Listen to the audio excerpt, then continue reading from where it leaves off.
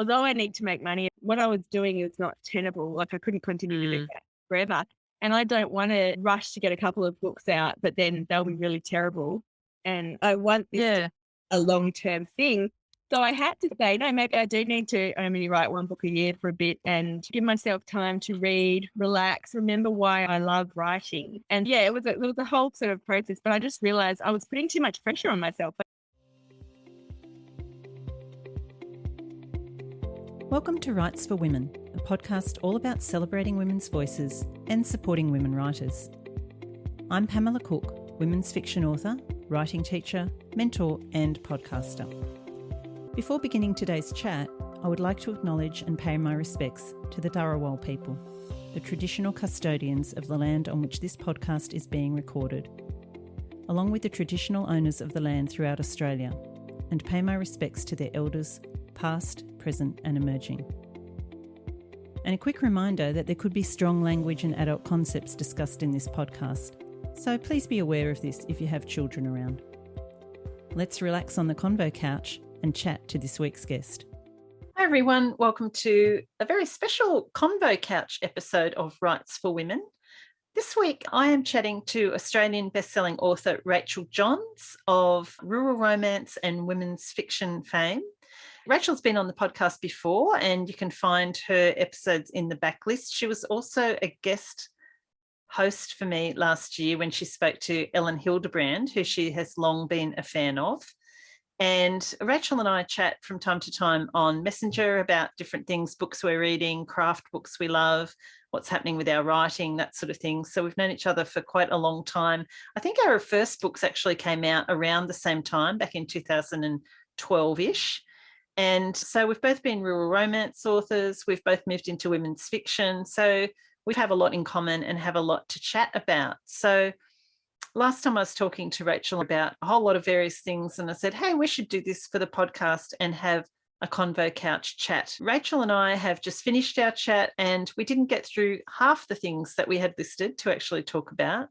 But we do talk a lot in this interview about things that impact our writing lives. So the actual writing process, we talk about timelines and how we work on those for our novels. We talk about balancing time in terms of getting the writing done and fitting it in around everything else we have to do in our life. We talk about following our instincts and pantsing. Rachel talks about her readers group, and we both talk about the various other things that we have going on in our lives and in our writing. This is a really interesting chat, hopefully for you guys. I know I loved talking to Rachel, and I hope that you enjoy this chat between myself and Rachael Johns. Rachel lives in Perth in Western Australia. She is, as I said, a best-selling author of rural romance and women's fiction. And she's currently working on her next book, which is The Reinvention of Adeline Walsh, which Rachel also talks about in this podcast. She is on the committee for the Romance Writers of Australia in Fremantle, the conference committee this year, so is busy organising that.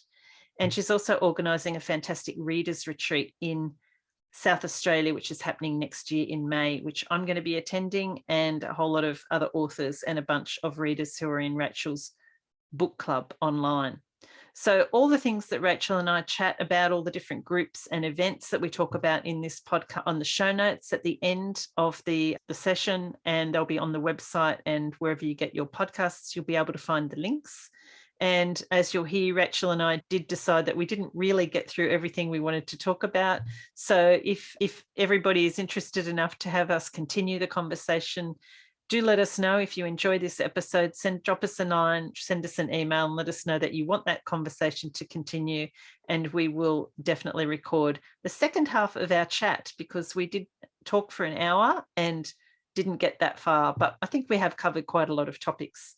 So grab a cuppa, sit back and enjoy this Convo Couch special with myself and Rachael Johns talking about the writing life. So Rachel, welcome to the Writes for Women Convo Couch. We've had you on before, but this time you're coming back and we're just going to have a bit of a chat. Yeah, I'm super excited. I'm always up for a chat and I love your podcast. So I'm really happy to be here. Yeah, oh, good to have you. So we chat from time to time on Messenger and talk about different books we're reading and writing craft books and what's happening. That just gave me the idea to hop on and actually have a chat, and maybe people can eavesdrop and perhaps pick up a few writing tips or ideas. That's a great idea because let's face it, most of us writers are eavesdroppers in to hear an interesting conversation when you're out in the cafe or on public transport or something. So, I think it's a good idea. Yeah, yeah. Well, let's go. Let's start with what you're working on with your writing at the moment. All right. Well, currently I'm working on a rural romance that hopefully will be out in 2023. It's tentatively titled The Reinvention of Adeline Walsh, but that may change because it's semi-linked to Talk My Other Talk of the Town and Something to Talk About. And as you can see, both of them have the word talk in it. Yes. So if anyone listening has a great phrase with talk in it that might match, then feel free to message me and tell me. But otherwise, I think The Reinvention of Adeline Walsh actually sums up the theme of the book for me, which I'll say in a second. But I don't know about you, but I absolutely find if I have a title that sort of really resonates with what the book's about, it generally, I should touch some wood while I'm saying this, helps me write better and keep me focused. Whether or not that changes later, for me, that title's quite important at the moment. And that's because this character, the main character, I guess it's two main characters because it's a romance and my rural romances, I usually have both point of view and they're both pretty even, I guess. And one of the main characters, Adeline, she was the baddie in Something to Talk About and Talk of the Town, and none of my readers liked her.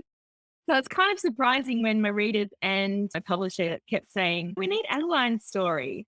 And I think that's because years ago with my first book, Jilted, I wrote a follow-up called The Road to Hope, which was about, I write these mean girls, and I don't know, I'm so terrible because I know like you, I'm not a huge, this is terrible, and anyone listening who's FOMO, don't do this.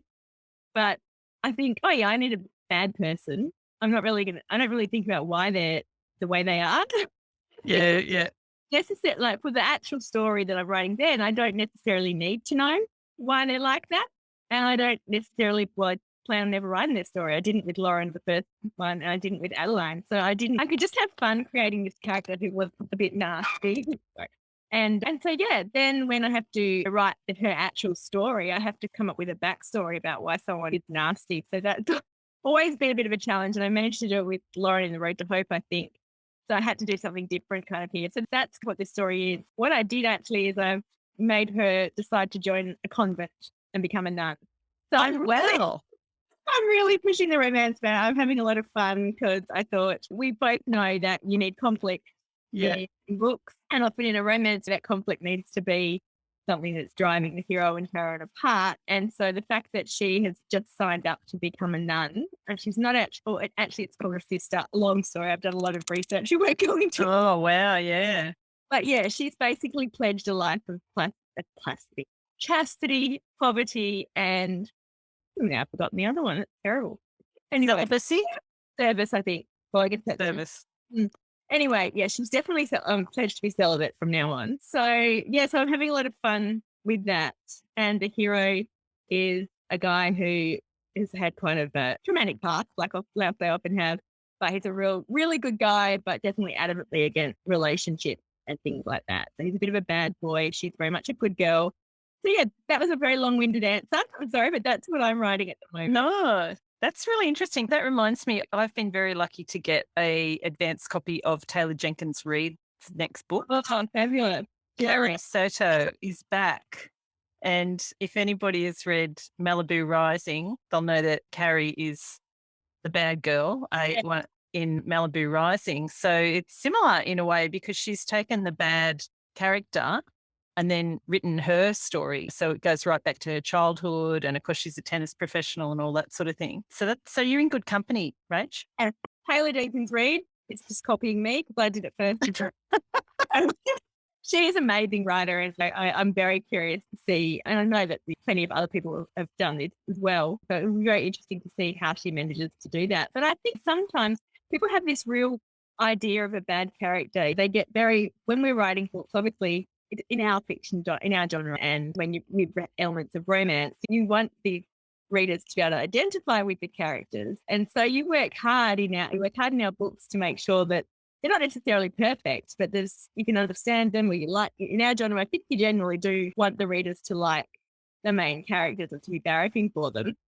So then if there's someone in the book who is causing them problems or getting in the way of them achieving their dreams, the readers really pretty quickly don't challenge them to turn it around. But I think it actually, from what I learned last time, whether I can do it again, it's actually simple little things that you have to do, because we all are capable of thinking horrible things. We've all said people have done. So that is actually and often it stems from self-confidence or a lack of something else in their life, is that they believe fully for it because they're. And so I think you can quickly, if you give just a quick insight, like in The Road to Hope, I just said the first one that I did, the first line is something about Lauren having to watch the love of her life get marry someone else.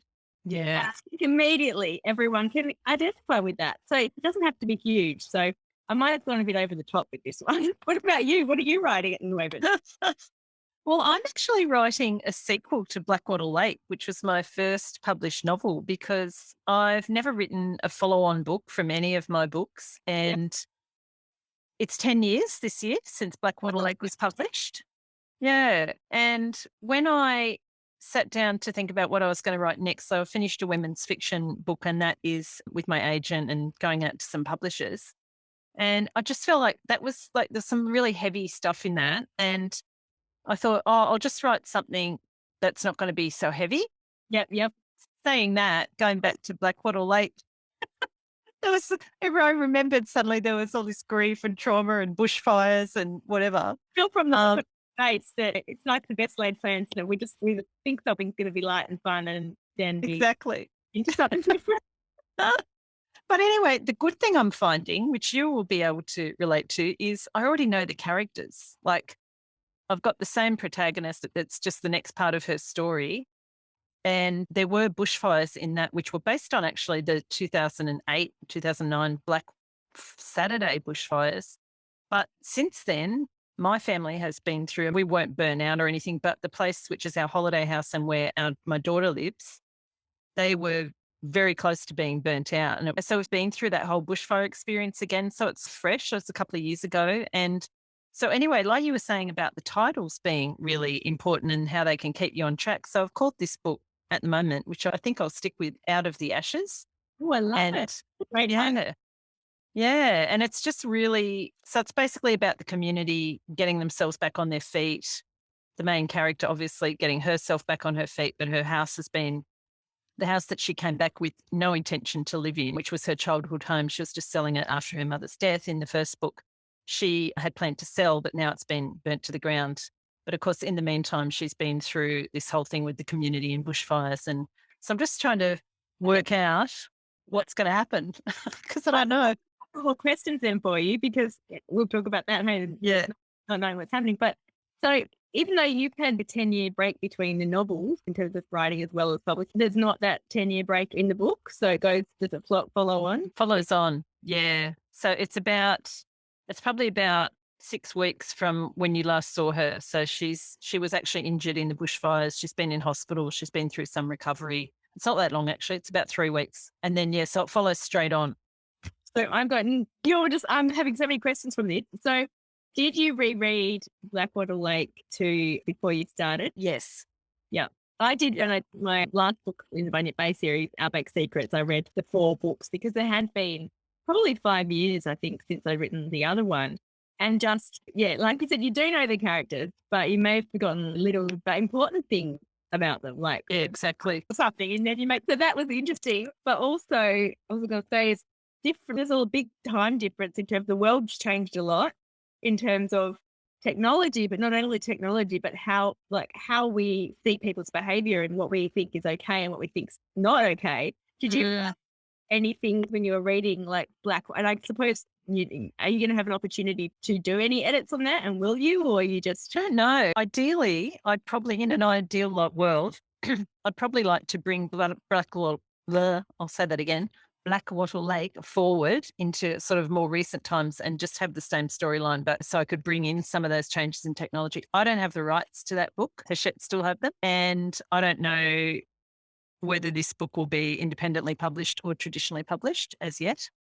At the moment, I'm just sticking with the same time period, which was pretty much, there's no actual time labeled in the book. It was just written around that time. And I think that's a trick. Like that's what I'm learning, especially I guess with COVID and things like that too. In a couple of my books, I have specifically set the year. I don't know why off the top of my head, but there probably was but like I didn't in the Bunyip Bay series. I haven't done that in the Talk of the Town and Something to Talk About. So although it'll have been 3 or 4 years since the previous book came out, I have also with this book that I'm currently writing, it's really only 3 to 6 months after. A timeline a problem for me, like it has been in editing and stuff, and people are like, no, this couldn't have happened because that was on a Tuesday. And I hate that. luckily the editor, not the read. I've had great editors get there. So I'm just going to say something, even though it's totally off topic, just thinking about I noticed in Sally Hepworth's last book, The Younger Wife, that there was no timeline, really. Well, there is. I don't know if you've read it, but the very first... Not yet. I want to, yeah. This is no spoilers or anything for anyone listening or you, but the first chapter, I think, is in one timeline, and then it basically goes, the next chapter, it says 1 year earlier or something like that. And there's then no mention of time, if it's been a week or 6 months or whatever, until you get to the end and you catch up to the actual time. Yeah. I remember reading it and thinking, this is really clever, because I didn't think, oh, how many months have passed. If you've got a pregnancy or something like that, then you've got to be a little bit more probably descriptive. But I asked Sally and she said, yeah, she's done that with all her books, which I've never noticed before. Oh, okay. But with my book, The Work Wives, which is coming out this year, there is like a symbol at the beginning that says 3 months earlier. But then I've had very few touchstones about the time in there. And I just found that actually it worked really well if we get so hung up in time. And that really helped me. So that's just something. Yeah. Yeah, no, that is a good thing to think about. Timelines are like the bane of one of the banes of my existence. I get myself in such a muddle with them because I start off thinking I'm going to keep track of the timeline. Yeah. Then I get into the writing, completely forget about what I've decided about keeping track of it. And then when it gets to the revision stage, it's just like a nightmare and I have to sit down and map it all out again. So this time I'm trying to do like day 1, Saturday, and I'm just writing a little heading at the beginning of each chapter, which will go later on, but just for myself so I can know, how long is it since the last scene or since this particular thing happened?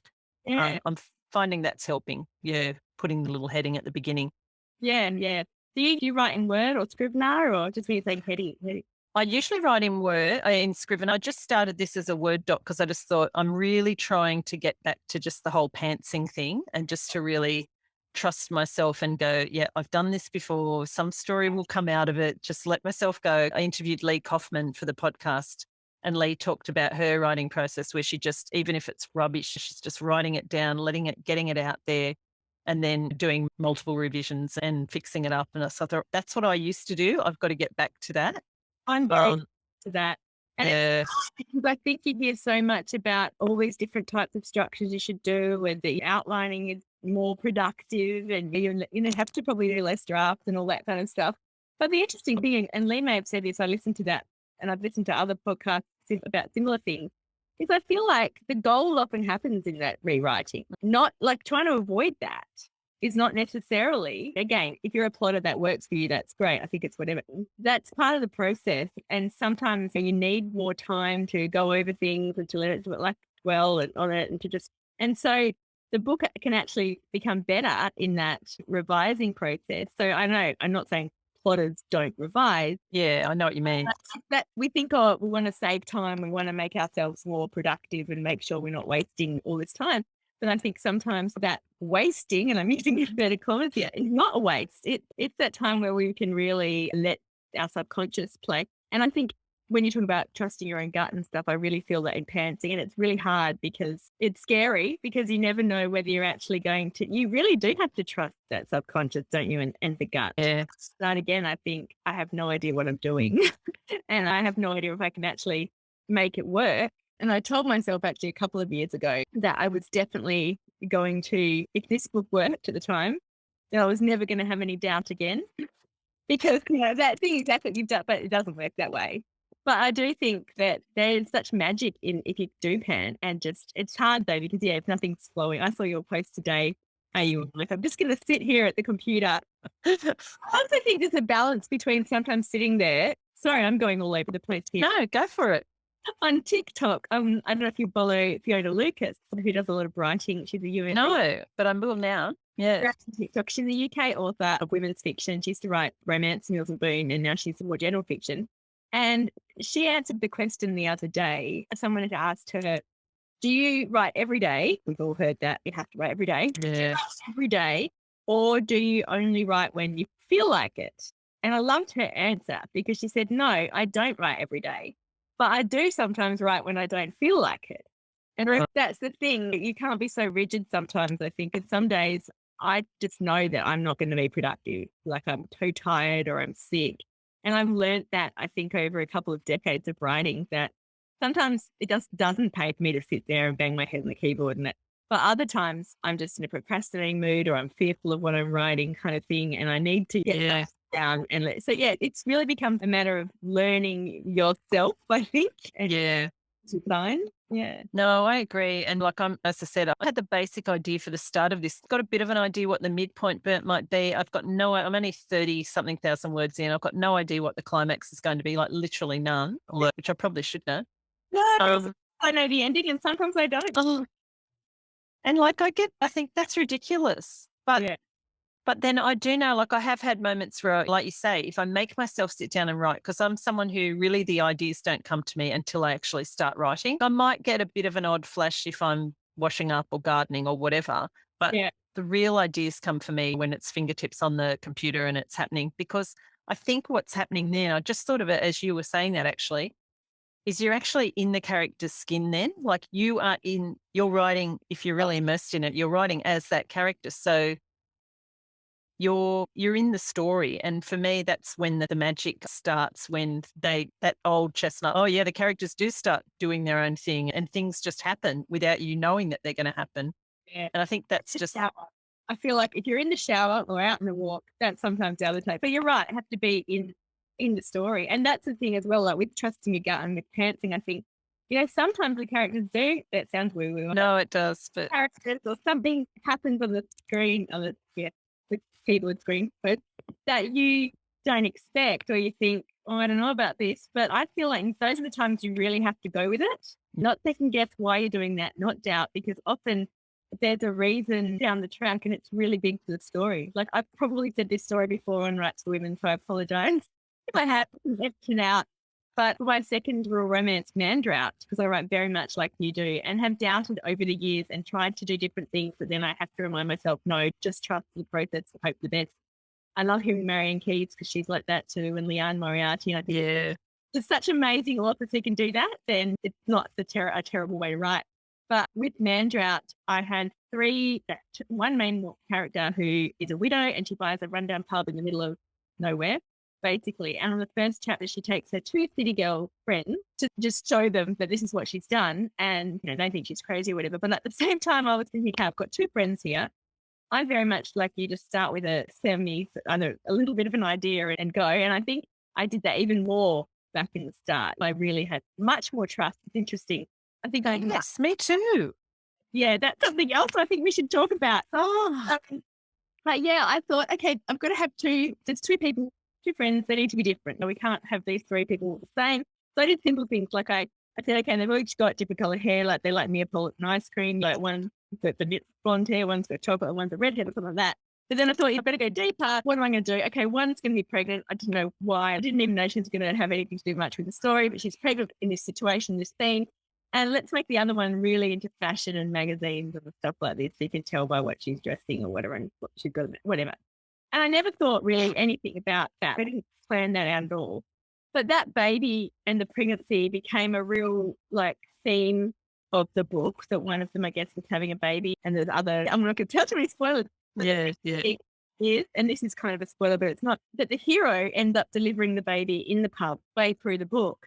And that is a hugely important scene that I never planned. So if I hadn't and I think it works. It really brings out his issues and his backstory and conflict, and there's this hero and heroine together. Yeah, but that was just a random thing. Seriously. Yeah, and it would never have happened if you'd John. No, I can't touch that. Yeah, or I'd planned kind of something else because I was really trying to plan beforehand, or I don't know. But so trust your gut. Yeah. And I think, like you say, you've got to work out what your process is and then trust it. But like you were saying, that's how I used to write all the time. And then the last few years, I've just suddenly had this thing where, oh no, you've got to have a plan. You've got to know what's happening. You've got to, and I think part of it is that wanting to get it done quicker. Yeah, yeah. But then it just, I don't know, it just doesn't seem to work for me. So I'm really making myself now go back to just what feels like a natural process and just trying to really trust it. And I think we all did this in the start because we had a passion for books and reading and enjoyed writing. And I think trying to fight too hard against your own process can remove any of the joy. Yeah. And it can make you stressed. If I start thinking too much about there's got to be a midpoint and we need an exciting moment and I need to make sure I've set up this and with the dark mode, all those things that I've heard about, know about. If I start trying to write that, I seriously start panicking and I just think I can't do this or it's stupid. It's not going to work. So I've learned to really plot in very small increments as I write. And I guess the process does evolve. Like this book that I'm writing it has been different to other books that I've written. I've always written chronologically, but I'm even just now maybe going back to more than when I started. I don't even, like you, I'm trying to just let the process just do its thing. And so if something comes into my head, I'm just writing it and I'm having fun with that, whether the scene ever comes again, who knows. But I really think that trying to go against your process too much, it can take the joy away. It makes you stressed.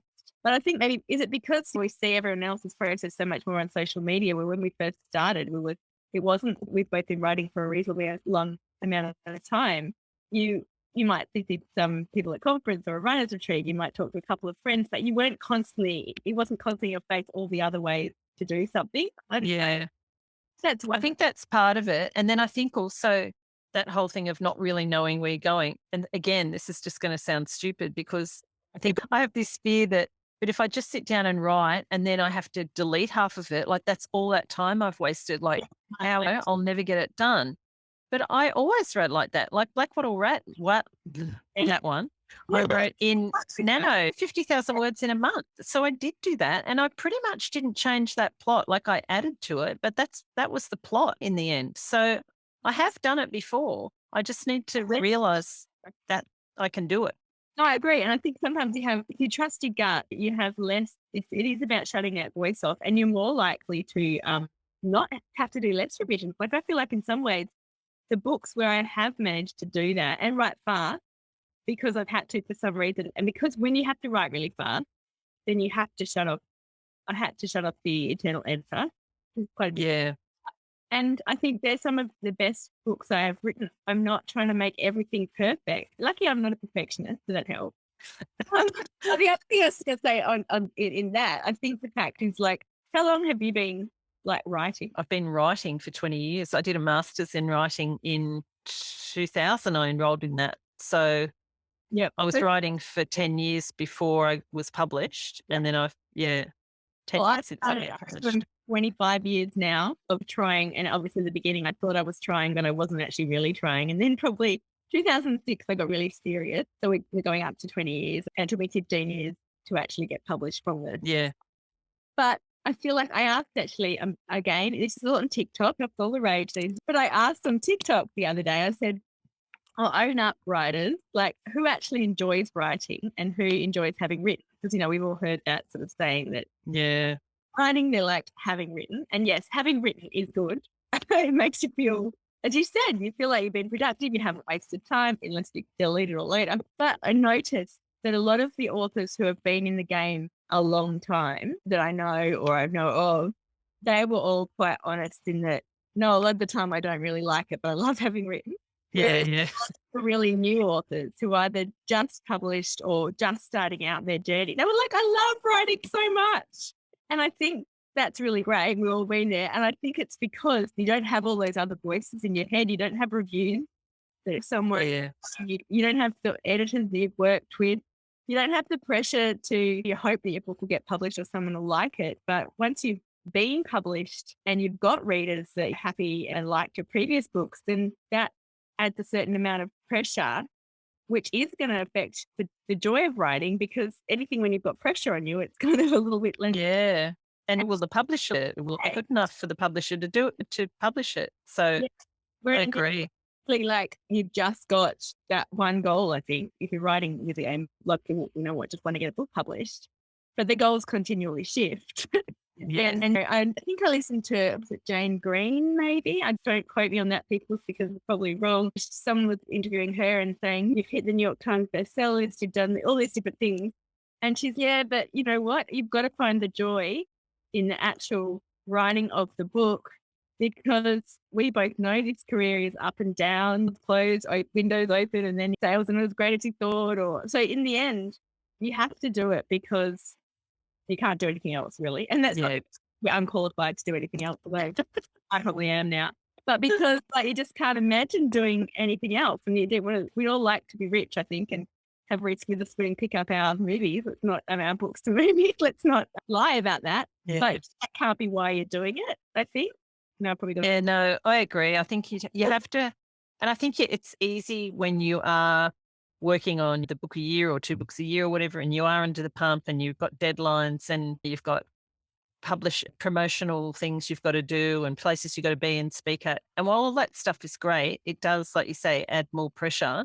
Yeah. And I think you'd have less and less time for the actual writing. So when you sit down to do the writing, it's like you do feel under the pump. And I think that can sap the joy out of it. So you've got to really try and find some way in your mind to actually go, okay, this is just like a little writing bubble. I'm entering my writing bubble, and just try and, while you're in there, just really enjoy that process. Yeah, we need to hypnotize ourselves. Each time, this is the actual, like, writing to write our first book ever, expectations or anything. But you're right, definitely, about, I think sometimes I look back and think, geez, when I first started writing, or when I was first published, like 11 years ago, I had 3 little kids who, one was still at home full time, was at home part time. We also had a business in the country that I was sort of working in a bit at the time.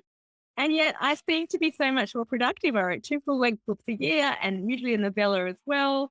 But back then, you exactly hit the mark. And I did have a Facebook page. I don't think Instagram was around, TikTok was not around. So, that's a time factor. But also, nobody knew who I was, so I didn't really have readers that I was interacting with, and I enjoyed that time.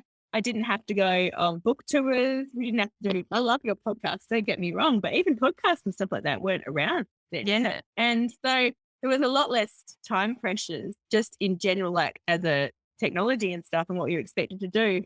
But also the more books you have, or the more like you're required to do publicity, that takes time away. And I do not understand authors who manage to go and do an author talk in the library and then write that night. Yeah. I'm out of, that's why I really protect my morning, except obviously if I'm on book tour, then things go out the window. If I'm completely in promotion time, then it's different. Yeah. But writing time, then I don't know about you, but I really protect my mornings, because I know that's when I'm most productive. And if I don't start, I faff around a lot too. Let's not. A lot of faffing. But I also realize it's part of my process. Yeah, yeah. And so actually that was one of the questions on my list that I wanted to chat to you about, is this whole idea of balancing time. Because like you, I am more productive in the mornings in terms of writing, and I got out of that habit for a while, but I'm trying to get myself back into it. So how do you go about structuring your day?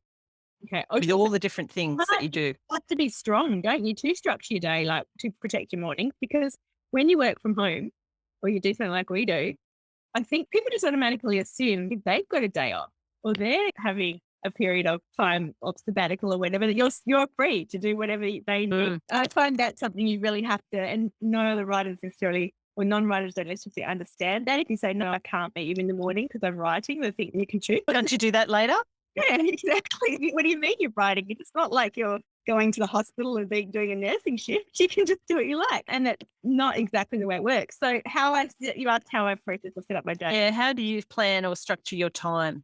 Yeah, I am not really very, in terms of, I wouldn't say I'm a very organized kind of person, but when I take a step back, I do definitely have a really quite a solid routine that I am into now. I'm lucky now all my kids are at school. My oldest is in his last year at school. So that's obviously changed to when I had people at home. So I can do this now because it is my full-time job, and this is how I structure it. And obviously, if it's not your full-time job, you have to do other things. But I will get up in the morning. I'll get everyone made sure to get everyone ready for school, basically, and out the door. And lucky they go quite early. So I'm in my desk by about 7:30. And I check my emails, I check Facebook and stuff. I've just started putting my telephone, going a bit old fashioned here, my mobile, yeah, in my bedroom during the day because okay. the phone, if someone rings, it's important, it comes actually through, you get a text message. The other day, my son said he wasn't feeling well, but he had to go to school to do one thing. Don't worry, he already had COVID. And I said, if you're going to go to the nurse afterwards, text me first on your way to the nurse because I'm going to have my phone in my room, but the text come to onto your laptop. Okay. Yeah, but I find putting my phone in the room, like it stops me easily checking the internet. It's social media probably that distracts me more than, say, the internet. And I know a lot of authors use programs to switch off the internet completely, but I do to look up something, even if words, sometimes I can't move on if I don't know the right word, which like I'm trying to not do that as much. Like I'll leave little asterisks in my menu. Yeah. But other times I'll look something up. I'm trying to think what I look at today. Something really minor. But I knew that would take me 2 seconds to look up and then that I could move forward and I don't have to come back to that. So I don't know. I'll jump in there for a minute. Do you know what I stupidly looked up today? It wasn't the purposes of research. Skin grafts from burns. My goodness, that would have been... no, that was not a rabbit hole I wanted to go down. When I clicked on images, I should have known. Oh, how traumatic. Anyway, I got out pretty quickly. I was going to say, did it help? It did. It changed a word that I used to describe it, so that was useful. I also think, how on earth did writers manage before the internet? We're so lazy to go to the library and look something up like that. So my faffing around is just like checking the internet and all that kind of stuff. But books out recently, Amazon rankings and all that kind of stuff. And I feel like I actually need, it sounds weird. I know some people think just get straight into it without, but for me, I really just need to do a bit of faffing, if that makes right. Yeah. And one thing that I do still do that I thought a couple of years ago, okay, I'm going to try and stop myself doing this, and it didn't help, is and people will go, oh my goodness, when I say this, but I pretty much read my whole manuscript every day when I sit down to write. I've come back a little bit from that because it takes a long time. If you write, I've said this before, if I read one chapter, it's fine. But if I've written like 100,000 words and I'm nearing the end and I have to read 100,000 words, by the time I've done that, I feel like I've done a day's work and I can't be bothered to actually be writing. But what I've realized is, I think what happened initially, I don't know what you do, I'll be interested in this, is I used to do this because I need to read like the chapter or the scene that I'd written the day before. And that was really useful because it gets me in, like you were saying, the character, gets me in the character, it gets me back in the story. It separates me from the faffing of the emails and Facebook or whatever. And I read a little bit to get in the story. And also I do edit along the way, like not big major things. I may, but it does two things. It means that I have quite a clean draft by the time I've finished, that is mostly free of spelling, grammatical errors and things like that. And it also often inspires me for a scene in the future, or it reminds me of something I've written that I've forgotten I've written that then helps me with that scene. It's hard to, so I try to balance, but I do skim read a little bit, like right from the beginning. It's a very weird thing, but then I focus mainly on the last scene chapter. So that can take, I probably allow like half an hour only for that, what I call zoning. I'm putting myself back in the story. I'm thinking about it, maybe make a few notes about the scene that I'm going to write. And then I do spread through the day. So like I've got this fabulous, I don't know, are we able to see, people are listening? Yeah, no, this will be on video as well. Okay, awesome. I've got this really great little whiteboard timer. I saw it on Lucy Score, who's a fabulous. Oh, wow. How did you get that? Can I take a screenshot of that? Right? Just look up whiteboard timer on Amazon. Yeah, I've done not enough work today. I did more than that. And so the timer, and this is the other thing, because I said I put my phone in my room. The timer, you just turn it on. It's a very simple timer. You can say I want to do 45 minutes or I want to do half an hour. Oh, so that's brilliant. Tool that I've started using this year. I think it's about $75, but it's worth it. So yeah, it's got a timer, and then I just have my goal for the day, which at the moment I'm aiming for about 2,500 words. I don't always get there, and I don't beat myself up about it now. Like, right. I'm trying to really be kind to myself again in the last year or so, and I think that's helping. And then I do about 4 or 5 sprints, half an hour, and I do usually do it with a friend so we can report back to each other. But if not, I write it here, and I also write it in my diary so that I can see. And sometimes it doesn't feel like we're making much progress, but I can see that I am making progress. You're tallying up the words, yeah. And so after that, like that can 30 if I'm really productive, or it can take me to 1:30. But I'm realizing now I pretty much stop working at 1:30 on like main stuff, and I'll take my dog for a walk or do some other kind of jobs. And then in the evening, I might do a podcast talk or social media and stuff. And I'm thinking of the story, but I do that time in the morning is where I get my words. What about you? I'd love to hear your process. So, yeah, I'll go on to that. But question about your sprints. Have you done all your sprints by 1:30 then? Pretty much, yeah. Okay. If I haven't made my goal by 1:30, I don't always meet it. Like sometimes, and that's just what I mean, but really just knowing how you're feeling. Because yesterday I was at like 2,100 words, and I could have given up because it was like 1:00 and I wasn't really sure what I was going to write next. So I was just like, no, I'm still okay to go. So I forced myself. But other times I'll just be like, no, I'm not feeling it. I've written 2,000 words. That's not bad. Yeah. I know that's good. Like today I've had 2,500 as my goal. I have written, I've written just over 2,000, but I'm 400 words short of 2,500. But that's okay because I feel that the word, and also I feel the words I got were okay, and I'm moving forward the story. Yeah. And so are you trying to finish a scene in that time, or are you just, you stop wherever you stop? Yeah, I very much, as I said, usually write chronologically. Probably take a day or two. I've got this thing where I like chapters to be around the 3,000 to 3,500 mark. I don't mind 2,500 to 4,000, but I prefer, if I get over or under, I get a little bit, I don't know why. That's just my thing. Yeah. I don't always stick to it because I feel like a book should be as long as it is and a chapter should be as long as it needs to be. There's no point trying to add words to get to 3,500 if it's just padding. And the same, thing. You don't want to be like I will, if it's a chapter it's 2,000, but I think it's all said, then I'll just leave it for now. Maybe I'll add some in editing, who knows. But so I do have parameters, I guess, that I've weirdly set myself. Like they're not anything that I would tell anyone else to follow because I really think it's just whatever works for you. But yeah, I will sometimes finish a chapter in a day. Sometimes I will start another one. Like I finished a chapter like by my second or third sprint today. And that's probably actually why I haven't met my goal, because to me, starting a new chapter requires a bit more thinking in a direction. And so then I started writing it, but I wasn't ready to keep going. Does that make sense? Yeah, yeah. And that's why I feel if you give yourself a goal, whether it's 1,000 words, 500 words, I can't write more than 2,500. Like some people can write 10,000 a day. I didn't understand. But I'm finding if I give myself a goal, I'm much more likely to get close to it. But yeah, I really not beat myself up about if I don't meet it. Yeah. Yeah, no, I think I'm the same. I'm definitely trying to get back to that. I set myself a goal for this month of 2,000 words. I haven't met it once. 2,000 words a day. I've not met it once. I think the closest I got was about 1,700. Don't worry, week, but the previous weeks before that, like this book, this will make you feel better. Last week, yes, please. Really good writing friend. Oh, look, on the 20th of June, it says submit Adeline Walsh, which is the book that I'm writing. It was last week. I came up to almost 50,000 words at the moment. So clearly it's not actually due. Actually, no, technically it was due, I think, on June the 1st, or July the 1st. But there's lots of things that have gone on and that. And my publisher doesn't need it actually, she said till end of November. So I've shifted that.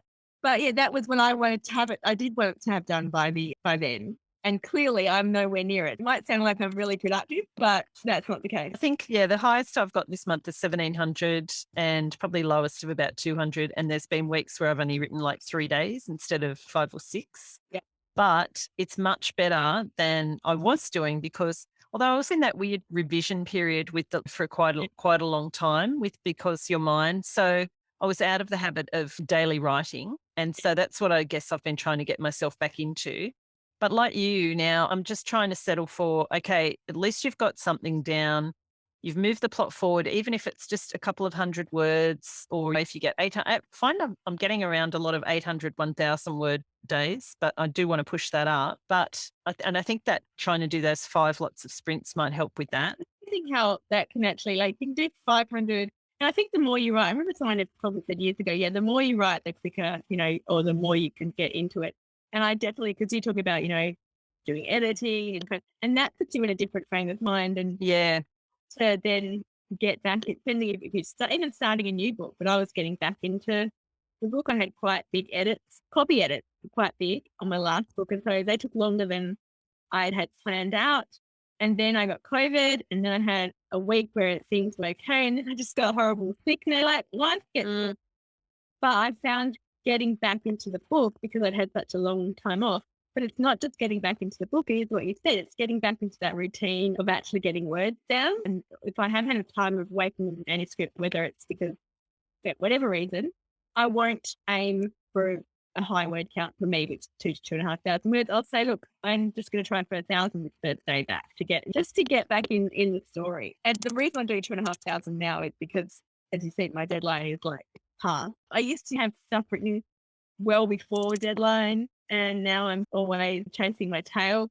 And so I'm going back to one book a year for a couple of years, but I'd really like to have some space, fits in there to pursue other projects like little novellas again or a different type of book. So that's why I'm pushing myself for that 2,500. But yeah, it really has to, you just have to do what works.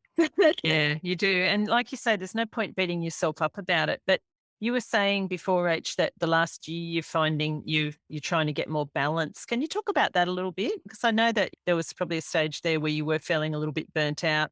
Really, how's that working out for you? Good. So probably a year or two ago, I just felt really stressed, I guess, because my books pay basically our lifestyle. My husband has a job too, luckily. We didn't very much rely on mine income. And so I think with creativity, and everyone's different. I know some people, they manage to just push past certain things and write no matter what. But I had a book and I think if we look back, if I was a therapist or anything, it started before this.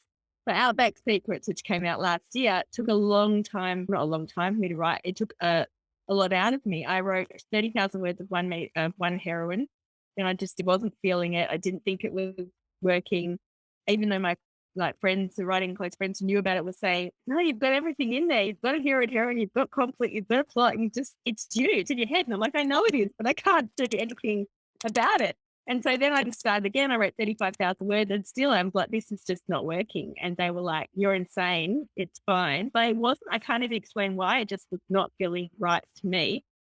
And so then, because I'm getting too close to my deadline, because I've used all this time writing 65,000 words, I was like, I have to write a book now, and I have to make it work no matter what, whether I like it or not. And that wasn't an enjoyable writing process because I couldn't afford just to say, you know what, I need another 6 months or a year because we need now my money for.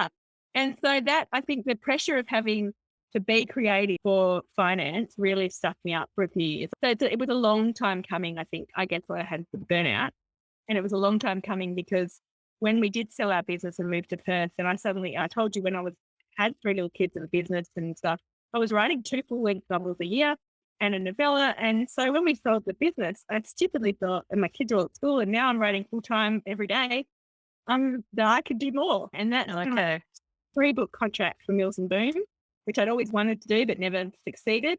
And it was too much for me. So then I think I got to the point where I just felt I had no ideas, that I just had no confidence and faith or whatever in my writing. And I knew something this can't go on. And so I did go off social media for a month, which really helped.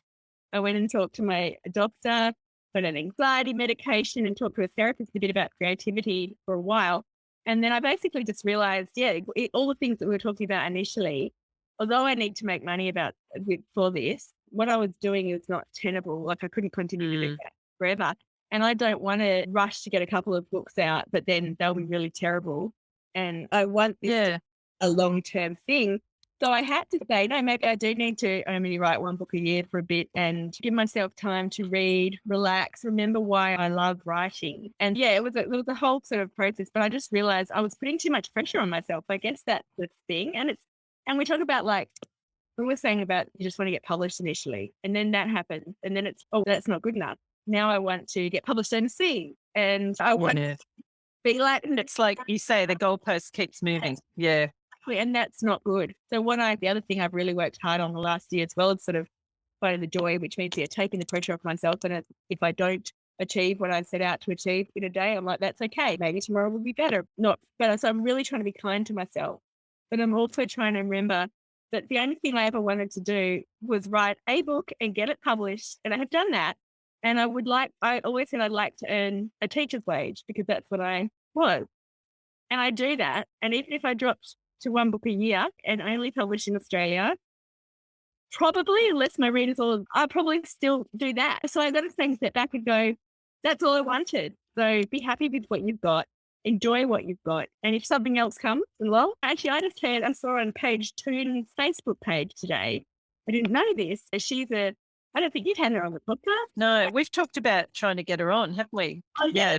Listen to another Australian podcast. She has been writing, I think, like 15, 20 years, one regular book a year in England. And she's a best-selling author in England. Her books have been published in Australia and she does okay here, I think, too. And yet I just assumed she was published in the US too. But she just published it, just posted on Facebook or whatever, that she just signed 2 book deal, I think it was, with a publisher in the US. I can't remember who, but one of the big 5 kind of thing. And it's her US debut. And she said, okay, time coming after. And so you just really just got to keep in the game, keep doing it. Not make all that stuff really matter. If it happens, I think it's the icing on the cake. But yeah, does that make sense? Yeah, no, it does. Yeah, you just don't know what's around the corner is the thing, isn't it? And exactly. Yeah, I think you've got to think, like you say, big picture. Like I know I've had periods where, like when I fell out of contract with a shed and then they didn't want my next book, like really in hindsight, that had a really big impact on my confidence and what I believed I could do and all that sort of stuff. So it took me a long time to get the next book out. And I think I'm still suffering a little bit from that lack of confidence with that. That makes sense. And you know what? I think the thing is, and we're all probably lucky in a way that we're both been members of the Romance Run of Australia for a while. We've heard that, what happened to you? That's not rare. No, it's not.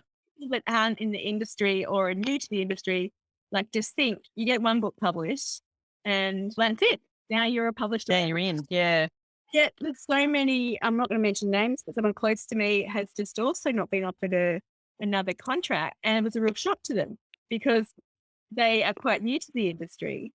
Right. Yeah. No matter what you say though, because I'm like, this happened to a lot of people I know. And then you could have easily gone, okay, that's it, I'm giving up, I'm walking away.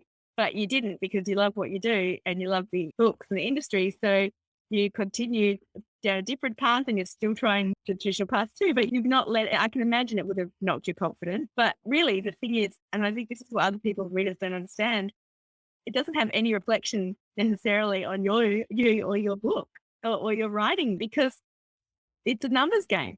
And exactly. Lack control.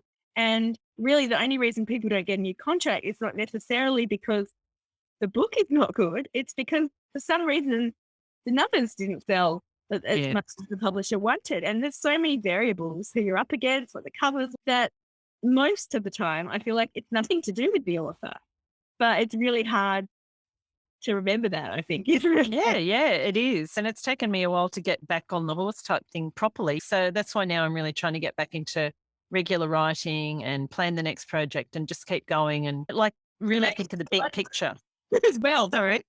I think you're amazing because as well as pursuing your own writing career, you are talking to authors all the time. You do an amazing podcast that helps so many aspiring authors and published authors because I think the writing industry, it's less solitary than it was. But I think just being able to hear the two sides, as I've said, sometimes social media and stuff like that isn't good because we hear out how everyone else is doing it. But also being able to hear that other people have had a similar experience to, not you personally, but whatever. Yeah. Or that someone writes a similar way to you, or just, so what you're doing is really valuable. So we appreciate it. And unfortunately, they can some time away from your writing. So hopefully you get that. Yeah. We're talking about balance. So for me, I guess I did initially, particularly when I took the podcast over by myself and Kel went off to do her own thing with her podcasting work. I guess it was a good procrastination tool for me in a way too, because it meant, oh no, I can't do too much writing because I'm doing the podcast. Whereas this writing world, and that could be nice. If you think doing stuff, I can think, I'm doing book club work. That's in the writing zone, but really, getting the words down is what we need to be doing. Yeah, so that's why I'm trying to flip that. So this year I'm trying to do, I haven't done as much this year as I'd like, but I am definitely now trying to, particularly in the second half of the year, make sure that the mornings are just for writing. and then try and do the podcasting and teaching stuff in the afternoon, and try and just get that balance. And also the balance with other things you want to do. Spend time with your family, walk your dog. I've got horses, ride my horse, see my mum. I've got an elderly mum, and you've got to allow for that balance. Exactly. Actually, when you asked about balance, I forgot that one other thing I did this year, which I think really helped, is I started sewing again. Like I had sewn. Oh, I saw that. Because I realized when I talked to the therapist about my creativity that everything in my life was related to books or writing. Yes, or whatever, who I see once in a blue moon. I talk to them regularly online. But my close friends are writing friends. When we get together now, what do we talk? We do talk a bit about kids and husbands, and we're talking about books we've read. We're talking about how our writing is going. My free time, because I love reading, my go-to is to listen to an audio if I'm cleaning. It's to do with writing or a book, audiobook. And then if I'm actually relaxing, there's nothing to me that's better to relax than reading a book. But it's still, you can never, as a writer, you can't switch off. I think you're reading a book, you're thinking, oh my gosh, this is amazing. How'd they do this? And you're trying to, mine's there. And the other thing, I worked part-time last year in an attempt to, or a couple of years ago, in an attempt to try and get out a bit more and to do something else. But I chose a job in a bookshop. Of course. It's book related. Like even if I bought a puzzle, it would be books and cats. Yeah. So I realized that. And so I made a conscious decision this year to remember something that I used to love, which was sewing. And I used to love doing handcrafts and things like that. So I went back and I'd been doing sewing every Wednesday. And it means that I've lost a day of writing, but I think I've gained so much more because I've given myself space. And when you're sewing, I can't because I'm not that amazing at it. I can't be thinking, that's probably the time I switch off from thinking about my book. And so I think that's really good for me. So I feel like, doing other things aside from pursuing, and even like when I was an aspiring writer, I remember, and I had little kids and we were trying to find things. And I'm sure you relate to this. I wouldn't even almost give myself permission to read a magazine or something. But it was like, if I have any free time, I should be writing. Because that's what and so now I'm really like, no, I probably give myself too much time to read, but I've really, worked on not making it everything to me. Yeah. No, I'm the same. And like you say, with the sewing, how it just, you have to be in the zone, you're fully concentrating. It's the same with writing. So if you're not fully conscious about what you're doing, you'll probably end up on the ground. So it's great because it's outdoors, it's exercise, it takes you right away. Exercise is really key too. I've really worked hard on that the last few years as well, because it's amazing how that helps not just your health, because we sit in the chair all day and that's not good physically. But I think when your mind can wander. I'm pretty bad though. I get bored easily exercising, so I do usually listen to a podcast or something. I know that the best thing for us probably to do is to completely let your mind wander, but I can't do that. Yeah. I don't do it very often either. I do listen to a lot of audiobooks and podcasts. I know. So because we've got a little bit more time, I think, before you've got to dash off to do the school pickup. But talking about extra things that we're doing, you do have a few things connected to writing that you are doing. So your readers group and your readers retreat that's coming up next year. And you're also on the committee for Romance Writers of Australia, which is coming up in August. Can you talk a little bit about those things? Yes. So thank God I cut down to one book a year. I think yes. Because I'm on the committee for the Fremantle Romance Writers of Australia conference in Fremantle this year. There's still time to get tickets depending on when you air this, I think. Yeah, it'll go out in a couple of weeks. Yep.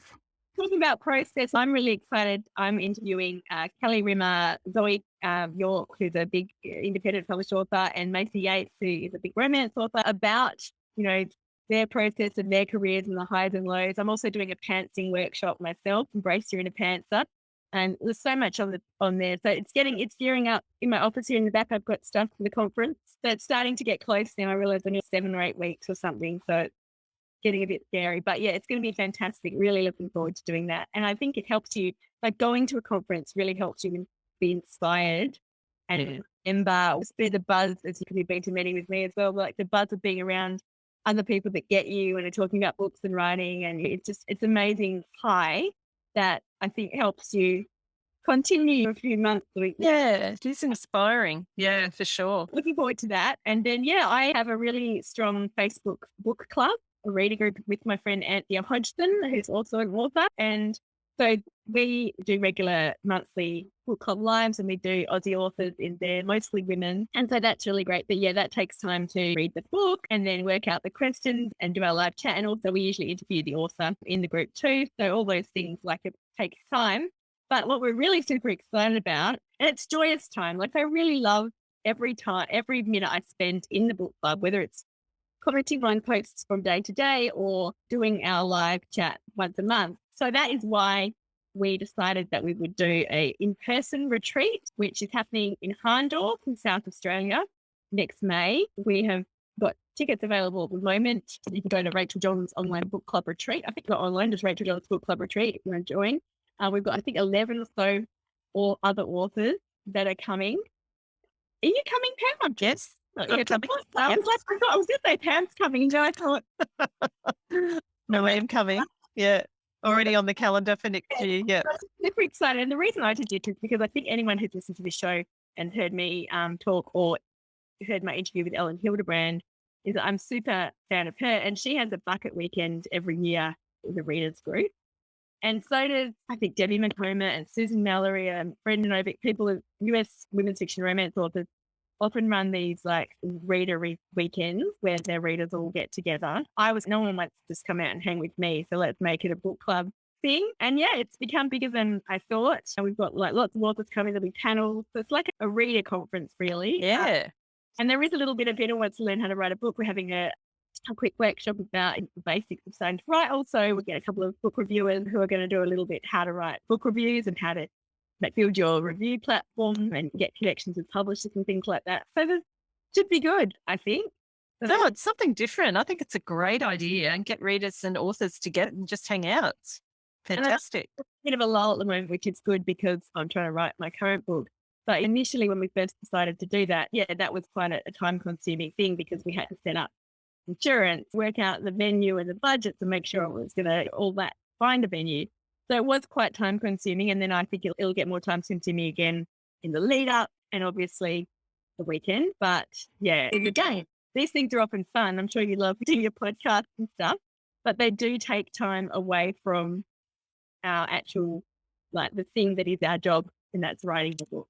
Yeah. Yes, I agree. So I've been obviously doing the podcast. And one thing I found great this year, and you've been in the hot seat, and even last year you interviewed Ellen Hildebrand, and you're going to do some more interviews, and that's having guest hosts has been great for me because I'm someone who, whenever I interview an author, if it's about their book or about their writing process, of course I love and feel like I really want to and need to read the book before I talk to them. And of course I'm always getting books sent to me by the publishers, which is great, but I just do not have the time to read so many books. Exactly what you need, like an advanced reading copy sent to, and I'm joyful when I see them, and I'm so excited that they arrive. But then I feel this pressure because I'm like, oh my gosh, I really should read that book, and I just have no time. So I think one of the good things about your podcast is you can tell. Yeah. And I think being a writer yourself, you have specific questions as a writer that you want to ask, so that it really fine tunes it. But having the guest hosts has been great. So obviously I still edit, but I've gotten better at the editing process. That's gotten quicker. And I also do the business of writing or the heart of writing episodes where I don't necessarily have to read anything. I just prepare the interview. So that's really helped in cutting down on the time because I want to keep it to weekly episodes. Yes. True, because I'm so excited when there's another episode of Writes. Yeah. Meantime. But the other thing, like you were saying before about not beating yourself up, I thought if push comes to shove and I can't get an episode out one week, sorry, there just won't be one. Like recently I went to Fiji and I was going to really pushing it to get an episode finished and scheduled and everything before I went, and it just didn't happen. I thought, no, it's just not going to be an episode this week. And if anyone actually is dared to say anything or complain, really don't listen to them because say what you're doing is really it's a voluntary for doing and a service to other writers out there. And yes, it's interesting, but still, you definitely shouldn't feel the pressure to do any of that. And you want it to be enjoyable. So that's where I've taken a bit of not a step back, but just found a new way of doing that. And then I'm doing online teaching with the Australian Writers Centre, but I've been very good. I've cut back. I've said no to a few courses they wanted me to do, and I'm finishing off the Write Your Novel for the Year course in September. And then I've just said no more for the rest of the year because I really want to get this book finished and try and get that focus back onto the writing, because I feel like I have let it shift onto other things a bit too much. And it's hard because I'm sure, like, when you're teaching, I know when I've done minimal workshops and things like that, though, it really, inspires me, but also makes me think. And when I'm talking things through with other aspiring writers and stuff, I learn myself when it makes sense. Exactly. It is good for you, what you're doing, but it's sort of prioritizing, isn't it? But reading the podcast also, I think we would all rather you continued than felt the pressure coming too much. So if you did have to miss a week or so there, it's better to do that than to not give up completely. Yeah. And if you want, no pressure. Yeah.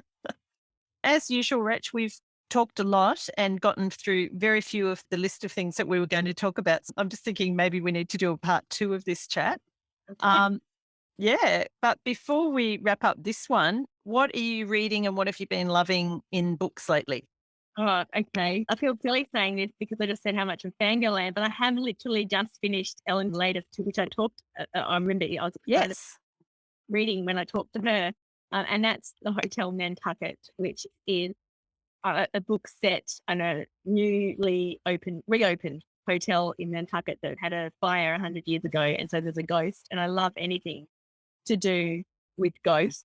I've also just finished a book club. We just did The Good Mother by Rachael, and I read that so quickly. I just loved it so much, and I think the pace was amazing. There was never a dull moment. Perfect amount of a bit of romance in with the family dramas and the crime. So yeah, I really loved those 2 books lately. I've just finished on audio Book Lovers by Emily Henry. Absolutely loved it. I reckon it is probably one of the best rom-coms I've ever read, or I listened to it, but the voice of the narrator was fantastic. And I just found myself laughing all the time, and I loved the main character.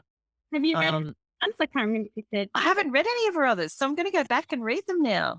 I listened to Beach Read, and that was an amazing listen, but just so clever. It's just her stories feel like they have so much depth. Yes. And the remote romance has depth, and it's beautiful, heartwarming. And I think you should definitely get her on the podcast. I have emailed her. Oh, good. Because on my wall, I've got a whole load of different little quotes from various people. And there's one from her that I heard in a podcast. And she said, it's not how big the stakes are, it's how personal they are.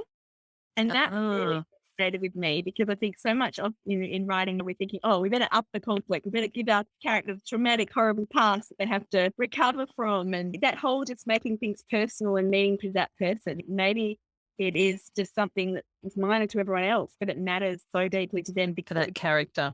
And I just think, she does that really well to show you. And I like that. I think that's what I like about her books, because it doesn't have to be so backstory angsty and stuff, but it's real and meaningful. Does that make sense? Yeah, definitely. I thought she did a really good job in Book Lovers with the backstory, but then not letting it overpower the story, but really helped you to understand the character and why she acted the way she did. Thought it was really clever. And I'm currently reading, as I said, I'm reading the Taylor Jenkins Reid. I've got that on from NetGalley. And I'm also reading Natasha Lester's upcoming book, The 3 Lives of Alex St. Pierre. So in my pile of arcs. I was going to say, you must try and get Taylor Jenkins Reid on as well. Watch this space, because that's how I ended up getting a copy of it on NetGalley and in discussions with the publicist, let's say. I'm hoping that. Fingers crossed. I'm going to let you go, Rach, because I know you need to do school pickup. It's been so good chatting. Yeah, you too. I really enjoyed this. Hopefully it's all right. Yeah, no, it'll be great. And I think, we have got still a whole lot we didn't cover. So maybe in a couple of weeks we can have another chat. You can do that. All right. Okay. Thanks, Rach. See ya.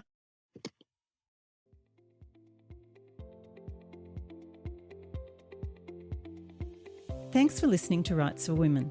I hope you've enjoyed my chat with this week's guest. If you did, I'd love it if you could add a quick rating or review wherever you get your podcasts, so others can more easily find the episodes. Don't forget to check out the backlist on the Writes4Women website. So much great writing advice in the library there. And you can also find the transcript of today's chat on the website too. You can find details on the website on how to support the podcast through Patreon and get exclusive access to the extended audio and video of the monthly craft episode. And you can connect with me through the website at writes4women.com, on Instagram and Twitter at W4W Podcast, the Facebook page Writes for Women.